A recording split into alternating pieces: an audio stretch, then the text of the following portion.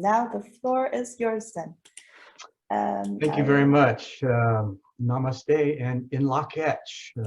You probably recognize the first one as I recognize the divine within you. The second one is a Mayan phrase that says, I am another you. So recognizing that connectivity and mentioning the last statement you made about my proclivity towards a new world order of harmony among people and planet. I haven't shared this much because it's kind of out there, but in 1975, I had a near-death experience after asking the question of what is truth, and I'm willing to die for it if necessary. Now be careful what you ask for, right? So I was in a pre-med program at Ball State University at the time, Muncie, Indiana, near my home turf, I guess. And the result was, when I was asked the question if I was willing to die for what I believed in, I had two thoughts. The first was Christ consciousness, felt a little empty still. I didn't know why, but I didn't question it. My second thought was cosmic consciousness. And with that, I said yes. Well, shortly later, I found myself out of body and in the white light, and it felt iridescent, effervescent, and had a very high-pitched frequency with it. So as an impetuous teenager, I was 18 at the time, I questioned if there was more. And so I found myself with the indigo background and points of light around me, and knowing that they were points of consciousness, whether in body or not, I wasn't sure because I certainly wasn't. The voice picked back up and said that these are those that I'm to work with in order to facilitate a new world order, that it would happen in my lifetime, that my life would be full of trials and tribulations, understatement, and that everything would be there at its appointed time. I just needed to have faith, trust, and allow. And so when I came back from that, I recognized that we are all cosmic consciousness condensed into form. We just don't necessarily recognize how connected we are and how powerful we are from that perspective, okay? And so this new world order of harmony among people and planet, I questioned the reality up until COVID hit. You know, I figured I'd have to be 150 years old, the way things were going, which was a good life and possible, I would think, with the advances we're making with health and technology. So COVID hit, and I turned to my wife and I said, whose name is Luba, which she's from St. Petersburg, Russia. Luba actually means love, so I found my love finally, and a great partner. And that in discussing this event, I said to her, you know, I look for this obsession of self-hygiene and sequestration to turn inward, and for people to start looking and cleaning up the inner self as opposed to the outer world, because that's really where it starts. So all that being said, we're in that process of turning the Great Reset into the Great Awakening. And part of that is developing regenerative cultures. Now in the 90s and up through the beginning of the aughts, I taught high school for two different district schools, inner city schools in Phoenix. Then I taught at two different charter schools and had full charge of the high school curriculums in doing so. I was hired as the lead teacher, thinking that, okay, I'm going to have help. No, I didn't. One of them, I actually crafted multiple intelligence learning centers and experienced some exploration with that. If you're familiar with Howard Gardner's work, you'll understand what those are. Long story short, I wrote a business plan for my master's in organizational management about Spectrum Academy, which was originally designed as an at-risk community for kids. And I took the plan to the Arizona head of education for Child Protective Services, thinking that was the perfect fit for it. His name was Randy Glover. And he says to me, Zen, I love your plan. You're light years ahead of us. I don't know if we'll ever get there. So that was in 2002. Here we are 19 years later, and I met Victor through one of those random conversations on the GRC, Global Regeneration Collab on Zoom. And there was a conversation about education. Spectrum came up, I mentioned it, and Victor heard and followed up with me, and here I am as a result. So before we get started on the presentation on spectrum, which I think you'll enjoy, I'd like you all to just take a moment. And one of the things I found as a teenager to help center was just putting my fingertips together. So I'd like for you all just to participate here with me for a minute. Put your fingertips together, just kind of like I am. Take a few deep breaths and focus on feeling your heartbeat in your fingertips.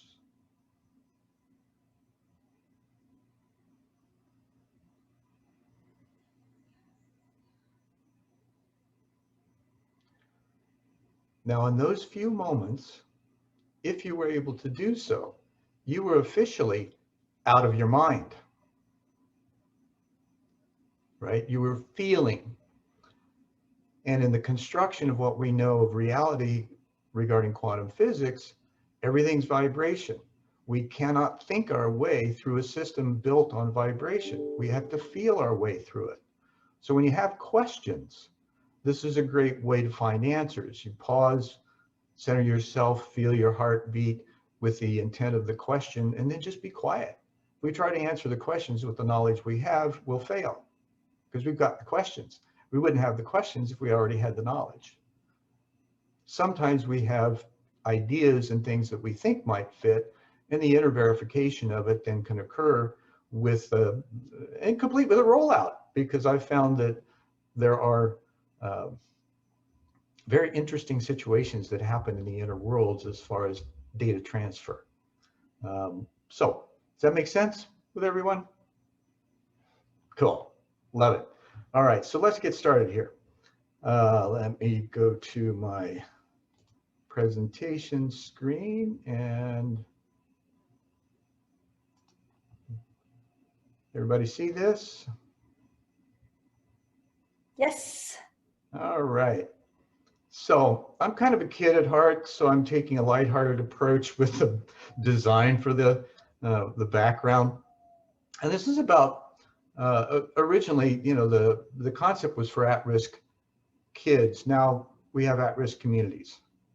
And the restructuring of them in a regenerative fashion, I think, is imperative. Neil Collins in a previous presentation mentioned that, you know, there's a simultaneity of the development of these new structures alongside the existing structures. Now, what I'd like to offer is kind of a takeoff on what Jose Arguelles brought out in his discovery of the Mayan calendar and the calendaric actions that were in process of a 50-year window between ages.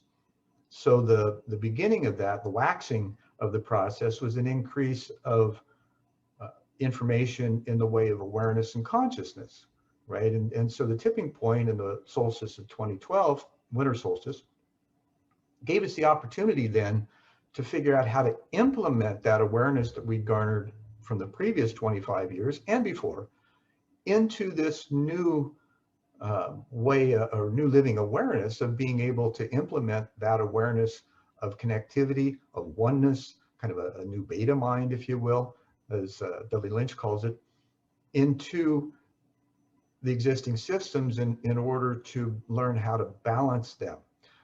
Of course, initially, everything that doesn't fit in this new resonant energy is going to come to the surface and demonstrate a rather chaotic experience, which we have, right? So that's okay, because chaos has to occur before order.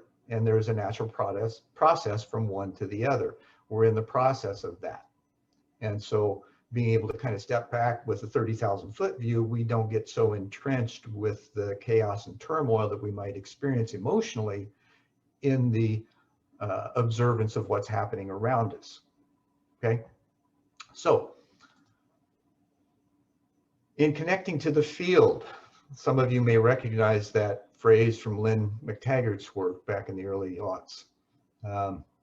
So the premise that I have, and I'm hoping to share with you so that we can all be on literally the same page, is that natural order is universal order, which can be experienced in a community. Our natural design is to function as one within a community arrangement. Now, that doesn't mean we give up our individuality. As a matter of fact, it refines it because we're looking for a perfected form, fit, and function in the world, understanding that we are cosmic consciousness condensed into form, right? Each one of us has a specific design based on our solar, S-O-U-L, and genetic encoding. And as we start asking questions about it, the answers automatically come forth. And I'm sure all of you have experienced that to some degree or another, and that's why you're here now. So what we do not know is that we can learn with common sense questions that we ask, right? So how do we determine common sense, and then how do we make sense common? So holistic education practices evolve through sensing and prototyping. Otto Scharmer's work and Peter Senge came out in the 90s with systems thinking, and now we're taking it to its next logical conclusion, I guess, which is holistic systems thinking, right? Where everything in that one is intricately tied together and just needs some adjustment by those who've shown up to be able to do so. And all of us do have certain skill sets and aptitudes and attitudes that allow us to engage in that process at a deeper level. Okay, so questions for us. Why do we need to know this? Well, it helps us to live more dynamically, more connected, to recognize synchronicities, become more aware of how the universe and creation communicates with us when we ask questions and are receiving those answers, and that through that, we're able to share with one another in deeper conversations that truly matter. And we get away from the cursory stuff of consumerism, which basically has most people trapped right now. So how does it affect our community? Well, the obvious answer is that it brings it closer together. You know, I live in a community right now that's got walls between the houses. We barely know our neighbors, let alone the block. And I think many of the urban developments have that in as a consistent reality within it. So how do we change that? What are the results of the status quo? Well, the status quo has got us into a fallacious narrative right now that has us afraid of each other. Now, I'm hesitant to use the word evil, but if there was anything that was, you know, that fear of each other, that comes from a source that's totally not where we're at, right? So what potentials exist for new communities? Well, you've heard throughout the presentations in this Rebuild gathering that there are opportunities, there are people doing the work, there are those who've been in the trenches for years developing the insights, the plans, the strategies, and looking at what's available technology-wise, building material, psychographically, all of the things that are necessary to help synergize and allow those that are of like mind to coalesce in this harmonic convergence of a new world order, if you will. And so we're all here to participate in that. Now, what can be done collaboratively? Well, obviously, you know, this is kind of a pseudo collaborative effort here where you're listening and I'm presenting, but there's a lack of interaction in that. And we'll have some of that in just a little bit. So the interactive quality allows us to have that emergent conversation that matters with each other, develop the skill sets, look at what's necessary, ask the right questions in order for the needs to emerge, and then develop the systems appropriately. And how do we continue to understand nature? Just by what we're doing, right? We're tuning in, we're looking at this natural order, which is based on the laws of you know, universal laws that we haven't been able to understand yet because we haven't thought deeply enough. And this brings into mind kind of the indigenous three brain system where, you know, Westerners generally operate from the head up. We have no clue what's going on in the body. Well, indigenous traditions, the ancient ones even, start with the first brain, which is the gut. That's where vibrations are connected. Everything connects at that level. So how do we sense that? We open up to it. Then once we sense that, then we use the heart center to distill it, to figure out what's desirable, what's undesirable, what's comfortable, what's uncomfortable. And the uncomfort is often where we need to lean in in order to discover or work through whatever fears we might have resident in that place, and then take that information and then process it with the brain or with the head and figure out what to do in better ways and make so we have better decision-making processes, right? So Spectrum Academy, we're going to go through a vision and mission. We're going to look at 21st century education, strategic planning, kind of the holistic charter school and village concept, cultural and normative beliefs within that, how community technology centers apply, facilities development and ideal conditions, and collaborative alliances and stakeholder incentives. So the vision originally for Spectrum was to lead learning and living communities and assisting at-risk to at-hope youths and adults to heal their emotional, intellectual, physical, and spiritual wounds, which create positive and profound changes in nature-based community development and thrivability, right?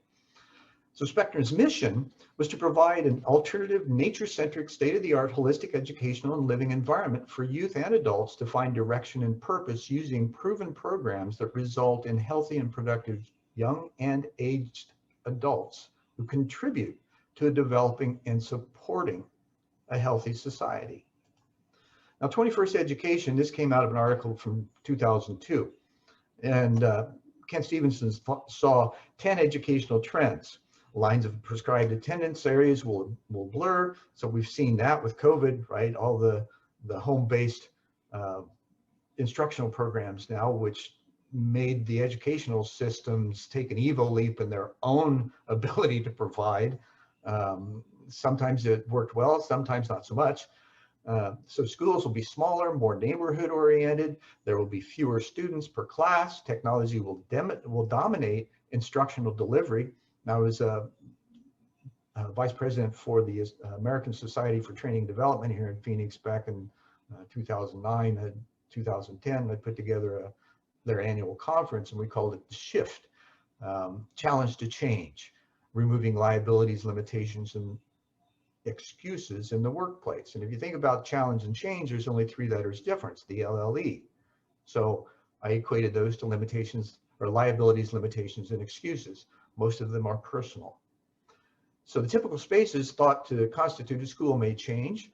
Students and teachers will be organized differently. Students will spend more time in school. Instructional materials will evolve. Grade configurations will change, and schools will disappear before the end of the 21st century.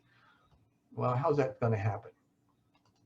We're going to start with the solution and the inclusion of aptitude and ability. Students are not assessed as they begin, right? So we need to understand and develop the ability to really have a observable and clear picture of the students.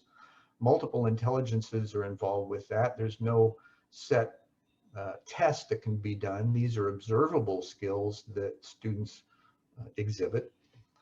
And so teachers are going to have to learn more about those.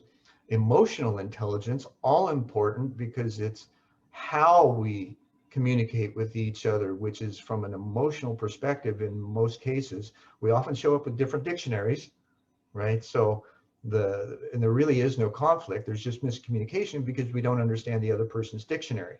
So the first order of business is to understand where they're at first, then offer where we're at and develop this conversation that evolves under that premise. Negotiators and mediators and even the alternative dispute resolution process. I have a dear friend that was past president of the American Association for Alternate Dispute Resolution, and he admits there is no conflict in most cases. There's just a miscommunication because we don't understand each other. So that ties into holistic understanding. Instead of a linear view or even a circular view, which is kind of common in the conversations, we take a spherical view, right? So we expand, we live in multiple dimensions simultaneously. Some of us interact with those, right? Most of us aren't aware of it yet because we're too monofocused in the physical world. But there are many things that impact our inner discussions and then our outer discussions as a result. And the systems around the globe are all tied into each other, even though we may not see that. So to be able to step back and look at how that's working or not is imperative as we move forward. Free play and social need and special needs. So Victor mentioned a book called about free play. You know, kids, we take them and we try to put them into boxes, even in preschool, and don't give them the free time to learn themselves and others and encourage that. So even as adults, we don't have free time, right? That isn't included in our daily routines most often, especially at work. Many companies now, Google, Infusionsoft, which is just around the corner from me, have these play areas where adults can actually go, play with themselves. That didn't sound real good. And the special needs. So exceptional students, whether they're learning disabled, emotionally handicapped, autistic, all of those things, they just communicate differently. And we try to impose how we communicate on them, expecting them to respond to us. That's backwards, right? We need to understand them first. And so, sure, there's some study, but there's some observation. There's all kinds of experimentation just to get that communication stream happening. So since systems thinking awareness incorporates that, we have learning organizations like Senge's work, personal mastery, right? Those are things that are critical in the process so that we begin to have that understanding of self first, whether it's the little self or the big self. We have to understand the little self first in order to get to the big self, right? That's the transition. And holistic systems understanding allows that to take place. Mother Earth is a conscious being, right? There's a, now I'm going to go completely off the precipice here and hopefully you'll fly with me. There's a gentleman out of Canada, passed on now. His name was Wilbert Smith. He was head of Canada's UFO investigation program that was funded by the Department of Transportation.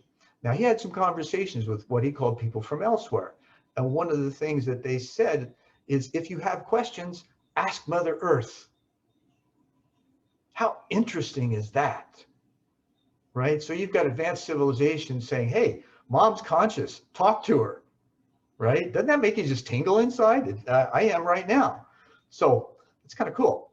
All right, so strategic planning for the school, the holistic design, body, mind, spirit, and earth. So all of these things have to be incorporated in how we understand it working together and then providing the opportunities to do so. Academics build character, build the ability to communicate from an emotional standpoint as well as an intellectual one, and being able to bridge those worlds with appropriate language, right? And then consciousness is also a part of that. How many of you feel like you're way advanced in consciousness than the rest of the people on the planet?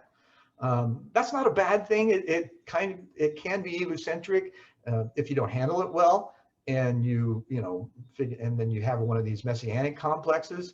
The thing is, even with that, it's a collective messianic process right now where we all have pieces of the puzzle that we're coming to share. Now, the other aspects of it are agriculture, aquaculture, various forms of horticulture, and permaculture. These things can all be built into the facility. Residential, one of the things that is critical, especially with at-risk kids, there's this aberrant behavior that happens because they don't feel like they're either heard, listened to, paid attention to, loved, any of those kinds of things that they've been missing. Emotional intelligence and character development are part of that process. Nature-centric, so we're looking at providing ways to incorporate the cycles and processes of nature into the community. And there's also a natural amphitheater and gathering place for the community. And the community technology centers then are inclusive of data centers, which provide a connected resource to the world, storage for materials, subscription delivery for both classrooms and community subscriptions. So this is one of the small business units that can be integrated into the larger community. And then, of course, co-working and incubators areas where you have agile business creation, Klaus Schwab wrote a book called COVID-19, The Great Reset. He asked two questions in there that are very important. One, on a personal level, can we be caring and compassionate towards each other coming out of COVID? The other is, can businesses be agile coming out of COVID? And the agility, if they're not going to last. Well, what does agility mean? We have to determine that as far as being able to meet the needs of people and planet. We're flipping the profit over people and planet agenda to people and planet over profit. And the community meeting space includes all the elements of earth, air, fire, and water features, just so that we're in this coherent, which is a really important aspect. Coherence is what we're after, right? Where everything is in order, okay? So more of the strategic planning. Cottage industry development, kids and adults alike are going to have all kinds of ideas that come out of the co-working and incubator space. Well, how do you put that into the economy? How do you develop the entrepreneurship? You've got people who've been there, done that, gone before, that are sharing that opportunity. And multiple generations are going to be involved. You know, here I am, I'm 63, I'll soon be 64, and I love working with kids in their 20s who have all of these ideas, and you know, there's this multi-generational concept where we all are learning how to work together with better questions, better abilities to create the language necessary, learning each other's language, and you know, figuring out how to take that into developing things that apply the wisdom garnered throughout that. Excuse me, just a moment here. So the residential housing development was originally, in my mind, now the community is based on concentric circles. So the outer circle was domed facilities for 6 to 8 students with a house mentor on a 13-moon configuration, so that it's tied into the lunar cycles, and that every lunar cycle, the goals and objectives that the students had set, when they're met, they move into the next house, and by the time they make the full circuit, they become a voting member of the peer community council that administrates the village. So everybody's involved, and community development is in place from the beginning. So the first phase is to develop the students and staff, make sure we've got the right people. The second phase is developing the family residences, which incorporates the ergonomic design, the eco-friendly use of materials and space and gardens and water and all of those things that coalesce into that kind of environment. And then the third phase actually is where the students apply their learning in building it out. So these are trades and skills and things that are developed with practical applications, at least in that short span of time, that then they can begin to filter out and ripple through the rest of the world. And it includes, you know, family housing, single units, common areas, gardens, landscaping, bike walks, waterways, all of these things necessary to develop. And the concentric circle style is not old.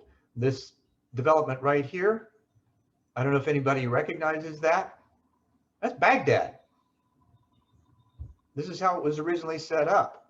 I don't remember which this one was, but you can see how the relationship here starts with you, family, close friends, neighbors, coworkers and mates, close community, and then the world. This is how, you know, the pebble in the pond takes place. We go first and then we connect with everything else.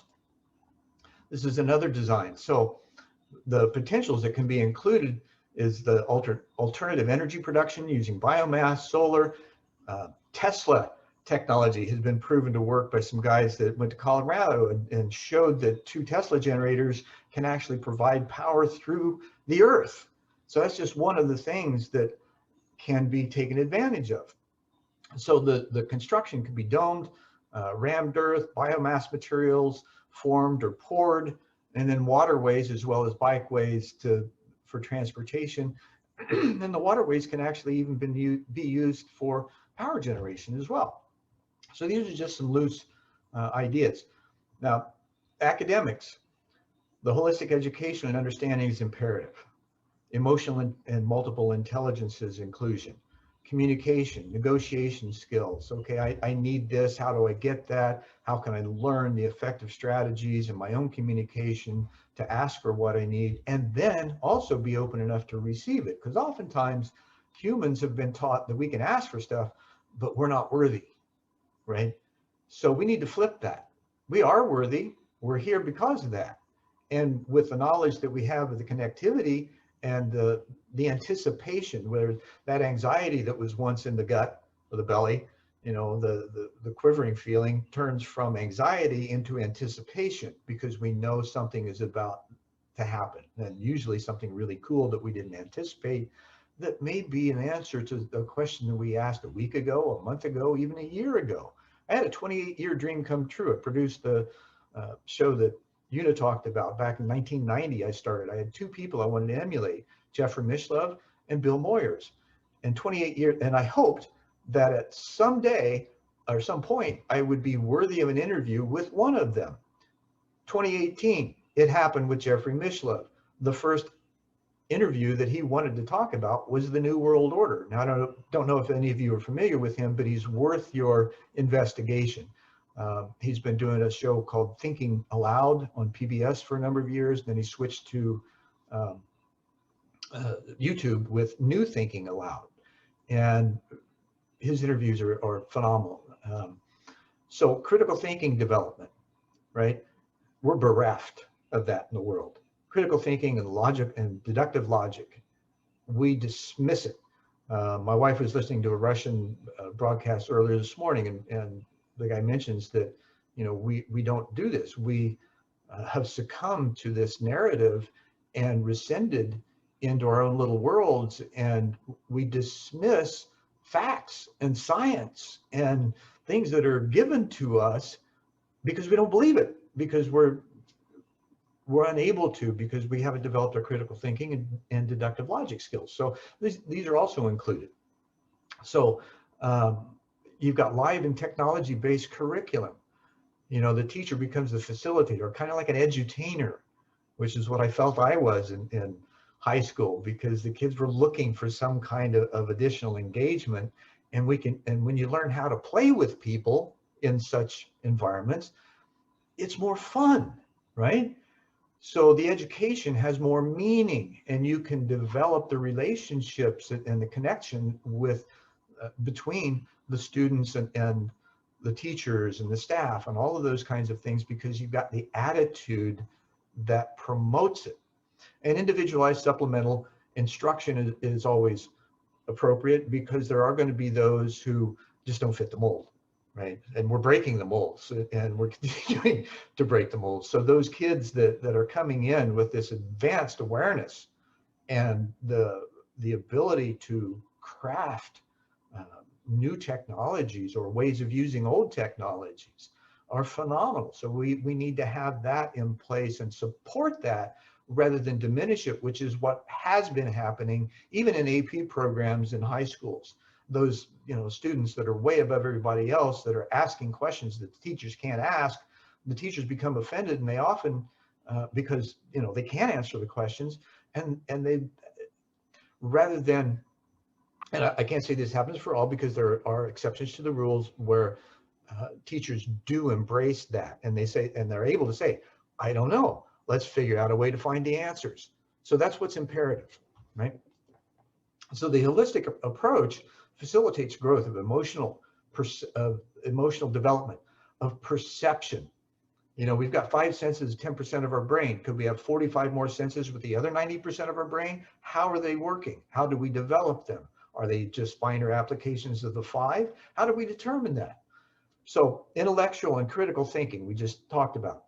Artistic expression, most critical, right? The free time, the ability to create, to evolve, to the language, the music, the art, all of those things that are contributory factors to the advancement of societies. And the imagination that comes along with that, you know, in the, I believe it's called the imaginal realm, that is the bridge between the physical and other dimensions. Like when you're a state of what do they call it's not metacognition, but it's anyways, the state between waking and sleep that we find the most visionary, right? Those kinds of things, learning how to access that, how to develop it, how to be more present in it, and even maybe facilitate it happening more often, right? So then we've got social communication, learning how to talk to each other, developing the language skills, the methodologies, the procedures, the protocols, all of those things that are necessary for both straight line communications, dotted line communications, and those that just happen randomly when two people show up like Victor and I did in Topia the other day. So, and then you've got the physical and athleticism, right? Our temples, our bodies, our you know, we need to keep them healthy and do what's necessary to develop them and how they interact with each other. And then the spiritual and the visioneering, you know, we know that as we become more aware and quantum physics develops a further, you know, areas of consciousness that we become aware of, you know, we've got skies that are full of visitors now that are trying to say, hey guys, wake up, you know, we want to help you develop into a type 1 civilization, but you're not quite listening yet. So we're going to show up to just demonstrate that, yeah, we're here, we're non-invasive, we're non-threatening, and we can communicate. Just listen from that quiet place and you'll hear us, right? This is some of the things that are happening. So the residential side of it, as I mentioned earlier, the 13 structures, peer community development, rites of passage, mentoring programs. Gosh, I'm realizing that the time's gotten away from me. All the things that I've mentioned so far, I want to give time for conversation here. Normative and self-actualizing, developing appreciation, all of these things I think I've mentioned already. Co-working incubator space, construction, power, all of those kinds of things. One of the abilities that we can have is carbon sequestration using CNAF, hemp, all those kinds of known plants that do a great job.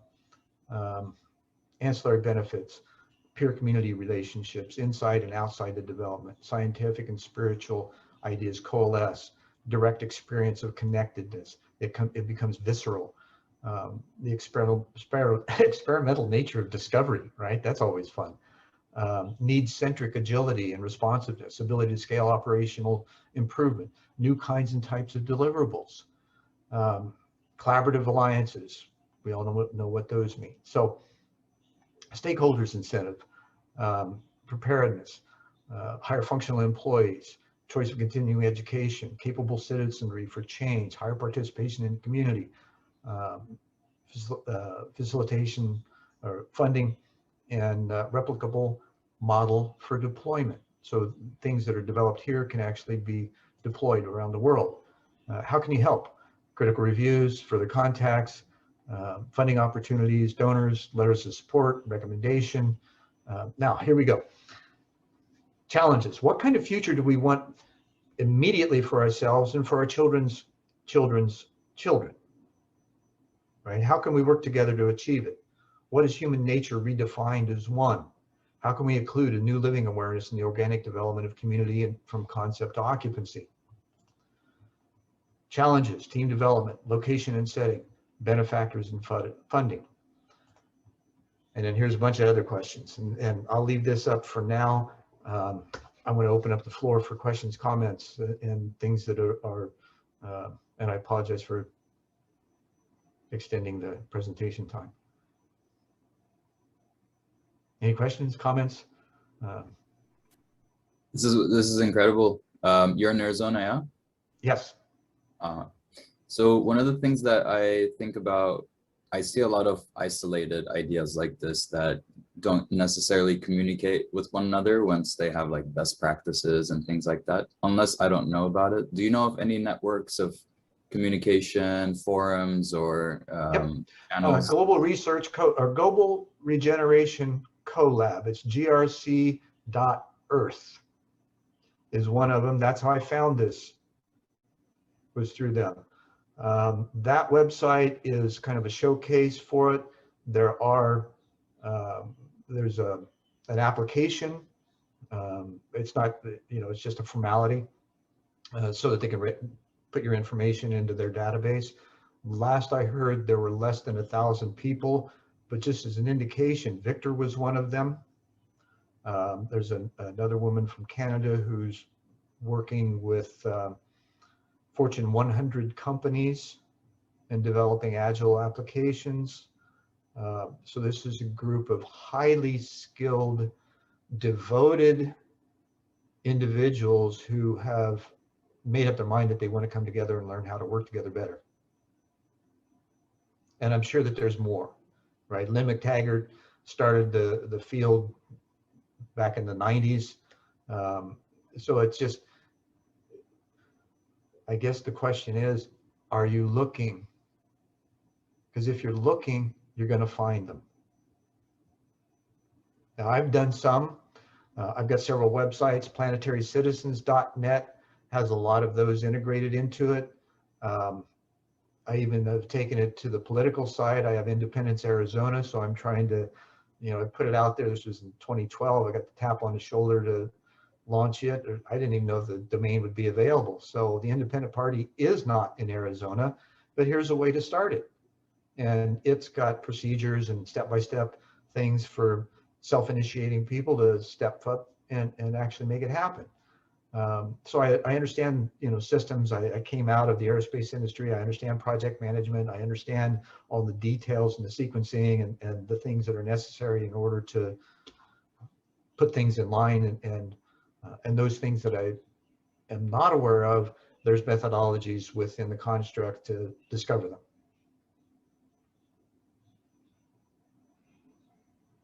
I also see Victor's hand. Yeah. Thank you so much. Could you turn your mic up, Victor? What is it?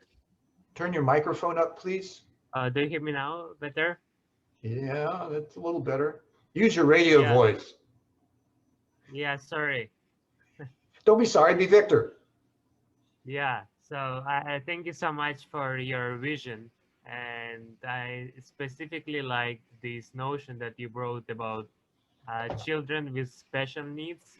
I think something that is kind of suppressed by the mainstream way of thinking is that we just need to bring these children in the regular class and then just give them, for example, additional teacher, and they would be just fine. But in reality, they might benefit much more from like specific classes for children like them. And it was practiced in like places like Soviet Union. I know they developed specific techniques for these types of children to learn, and they succeeded a lot. And when they graduated, they integrated perfectly in the society. But what I wanted to ask you is about the topic of spiritual development for children, because we think we might think about the parents like they come from different backgrounds. For example, someone is from Christianity, someone is Muslim, right? And the children also might find different paths how they come to the kind of truth, right? So yeah, how we Well, approach. one way of doing that I've found, and I've even put up a lot of stuff, short videos and things to illustrate this point, goes back to what I said to begin with. We're cosmic consciousness condensed into form. We have that point of light within us. That's beyond religion. None of the rest of it matters, right? So that takes the belief systems out of things, and we look for simply what needs to be done to make things better, right? How do we learn to work together better? And that includes putting the children first, right? Learning more about what childhood development is about, how they're learning, why they're learning, and to support that process in order to develop the attitude and the aptitudes, or even recognize the aptitudes that are already there. My wife, for instance, Luba, she's from St. Petersburg, was picked at 5 years old to become a pianist. And so she was conservatory trained. Amazing as to how good she is, right? And she's got 33 students in her studio right now. So, and she's a cut above any other teacher that I'm aware of because of the training that she got. And just like you're saying, Victor, the Russians had a heads up on recognizing that development or that developmental possibility within the children early on. And why America hasn't done that is beyond me. You know, we've created this fictitious and fallacious enemy in the process, rather than looking at, hey, what's working and how can we share it? And as a global village now, that is imperative. We have to get rid of everything that distracts and disturbs the wah. Right?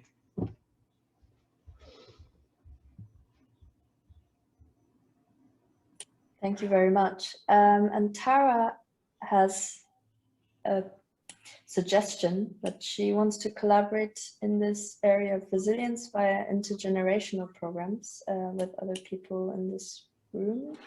Tara, would you like to share your thoughts? Sure. Yes, this is very, very thought-provoking and so necessary. And I want to thank you for sharing these approaches.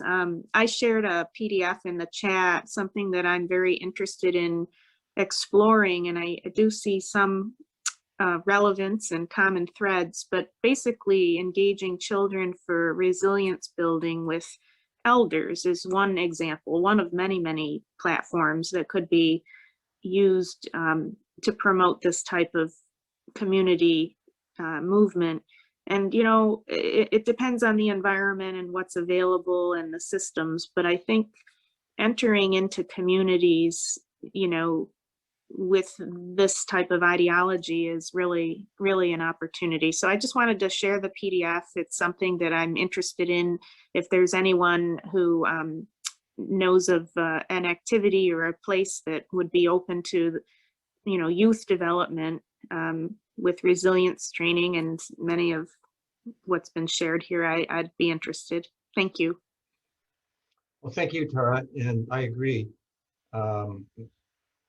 Beginning with the resilience of the kids and the multi-generational approach, you know, the elders, man, they've been through it all and they're not attached at that point. So to have that kind of foundation for the children, right, because our attachments develop because our parents have developed attachments and sometimes even their parents. So that's replicated through the trickle down, right? So we don't want the trickle down anymore. We just want the trickle. And maybe we can turn that into a fire hose by acknowledging both ends of the spectrum and how imperative it is for them to be interactive. And the nature of this kind of development is geographically, environmentally, climatically malleable, depending on where it needs to be. So those are all the questions that are developed in the strategic planning of the locale. It could be a phenomenal process.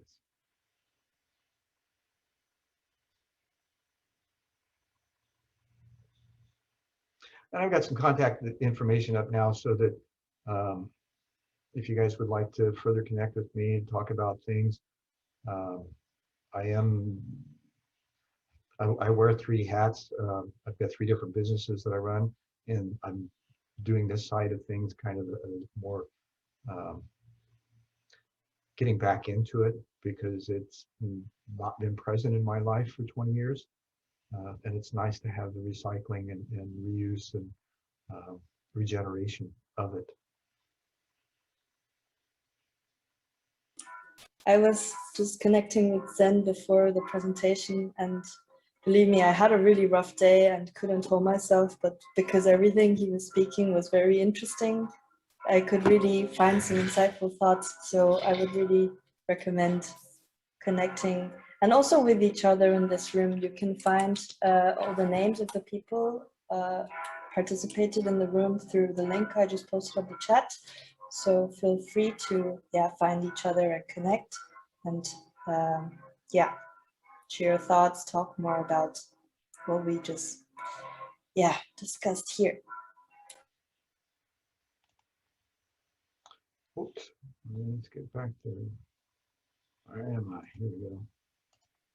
You've done an outstanding job facilitating, and this was a very, very thought-provoking presentation to really do something with. So I look forward to connecting after.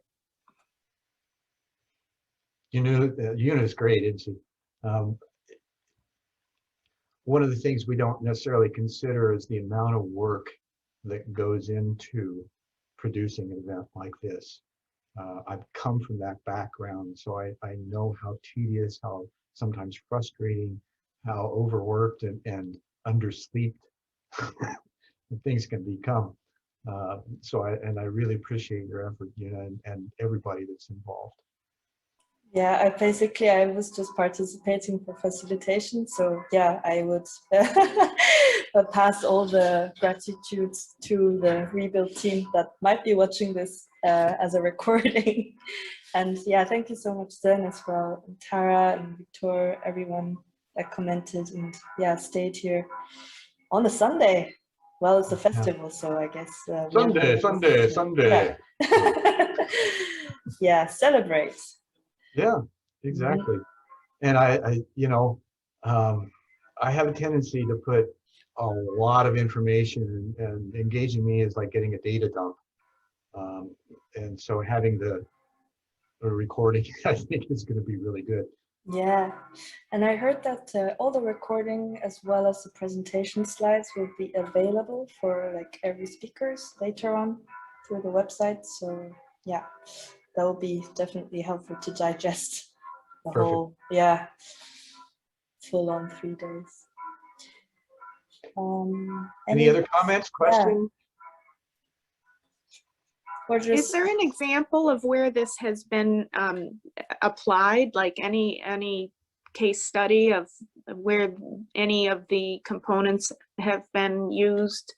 I've gotten a few reach outs from some schools on the East Coast of the United States, and no follow-up from there. I've looked around and there seems to be some aspects of it, but the nature of people, I think, is to grab things and run, and that's okay, because there's no ownership of this. It's a shared development, right? It's just asking the right questions and listening to get the feedback. So but to answer your question, none that I'm aware of. Well, I've shared a PDF to a university, Cornell University, and there might be some receptivity there. Cool. Obviously, I've been one guy just kind of in the background putting things together. So at this point, even though these actions are all self-initiating, I haven't learned how to clone myself yet. One thing that really quickly occurs to me is that there's a lot here, and what that entails, I think, in sort of bringing it into the larger reality is sort of a process of unfolding, and it may be useful to. And you may be already doing this, developing community around it to facilitate that sort of unfolding. Does that make sense? At this point, Randy, it's kind of dropping seeds in the atmosphere. Right. And yep. My understanding of the quantum relationships is that when you drop those seeds into the atmosphere, they have their own time frames for recurring and fractalization, right? So then we're all on a time frame that's beyond anything we understand. What we do understand is that when we're doing the right things, those recycling patterns show up in a spiral as opposed to a linear fashion. If that makes sense. Yeah. So I guess what I'm getting at is, that maybe there is already a community that doesn't just have quite a consciousness of it, itself yet. Sure. Yeah. yeah. You know, Dudley Lynch called me a possibilities coagulator. So essentially, I've learned how to take things out of the ether and manifest them. And I do that with my coaching clients. So there is a process that's replicable, right? Just like the scientific method. There's not specific details, but the process is what works. I guess that's a beautiful saying to end our session, sadly. Thank you so much. Yeah, thank you so much, Zen. You're very welcome. And thank you all for participating. It's my honor and privilege to be here today.